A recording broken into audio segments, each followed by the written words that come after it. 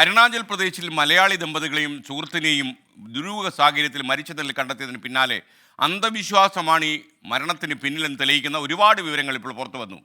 മരിച്ച നവീൻ്റെ കാറിൽ നിന്ന് അന്യഗ്രഹ ജീവികളുടെ ചിത്രങ്ങളും ആയുധങ്ങളും ഒക്കെ പോലീസ് കണ്ടെടുത്തിട്ടുണ്ട്. ആര്യയ്ക്ക് ലഭിച്ച ഇമെയിലിൽ ഇവയെക്കുറിച്ചൊക്കെ പരാമർശങ്ങളുമുണ്ട്. ഡോൺ ബോസ്കോ എന്ന പേരിൽ ആര്യയ്ക്ക് ഒരു ഇമെയിൽ ലഭിച്ചു. ഈ ഇമെയിലൊക്കെ അയച്ചത് നവീനാണെന്നും സൂചന വരികയാണ്. സലീം അലി കൂടുതൽ വിശദാംശങ്ങളുമായി നമുക്കൊപ്പം ചേരുന്നു. സലീം, കടുത്ത അന്ധവിശ്വാസത്തിൽ മൂക്കുകുത്തി വീണതാണ് ഇവരെല്ലാം എന്ന രീതിയിലാണ് പോലീസിൻ്റെ അന്വേഷണം പോകുന്നത്. ഗുഡ് മോർണിംഗ്, താങ്കൾക്ക് അറിയാവുന്ന അപ്ഡേറ്റ്സുകൾ പറയൂ.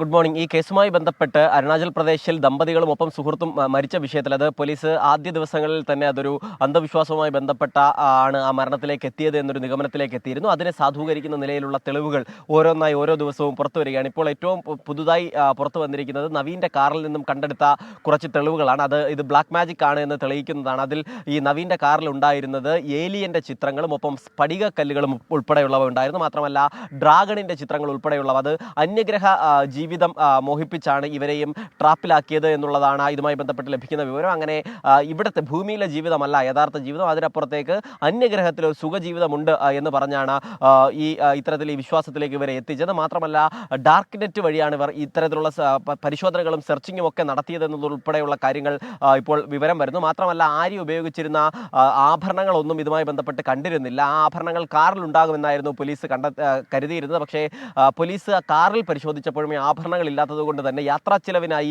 വിറ്റു എന്നുള്ളൊരു നിഗമനത്തിലാണ് ഇപ്പോൾ പോലീസ് ഉള്ളത്.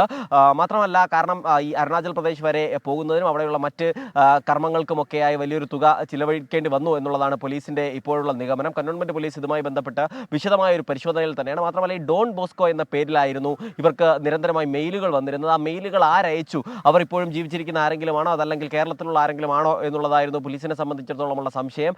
പക്ഷേ അത് മരിച്ച നവീൻ തന്നെയാണ് ആ മെയിലുകൾ അയച്ചത് എന്നുള്ളൊരു വിലയിരുത്തലാണ് ഇപ്പോൾ പോലീസ് ഉള്ളത്. അങ്ങനെയാണെങ്കിൽ ഈ കേസിൻ്റെ അന്വേഷണം പോലീസ് ഏറെ ദൂരം മുന്നോട്ട് പോയിട്ടുണ്ട്. സാധാരണഗതിയിൽ നിന്ന് തെളിവുകൾ കിട്ടാൻ പ്രയാസമുള്ള ഒരു കേസിൽ അതൊരു ബ്ലാക്ക് മാജിക് ആണെന്ന് കണ്ടെത്തുകയും ഒപ്പം അതുമായി സാധൂകരിക്കുന്ന തെളിവുകളൊക്കെ കണ്ടെത്തിയിട്ടുണ്ട്. ടെലിഗ്രാം ഉൾപ്പെടെയുള്ളവയിൽ നിന്നാണ് ഇത്തരത്തിലുള്ള നിലയിലേക്ക് അവർ എത്തിയത് എന്നതുൾപ്പെടെ കണ്ടെത്തിയിട്ടുണ്ടെങ്കിലും ഇതിലെ പ്രതികളിലേക്ക് എത്തുക എന്നുള്ളതാണ് പോലീസിനെ സംബന്ധിച്ചിടത്തോളം ഇപ്പോൾ ഏറ്റവും വലിയ ഒരു ശ്രമകരമായ ദൗത്യമായിരിക്കുന്നത്. കാരണം ഇതിലേക്ക് ഈ ദമ്പതികളെ എത്തിച്ച ആളുകളെ ഉൾപ്പെടെയുള്ളവർ ആ 3 പേര് മരിച്ചത് പോലീസിനെ സംബന്ധിച്ചിടത്തോളം കുഴയ്ക്കുകയും ചെയ്യുന്നുണ്ട്.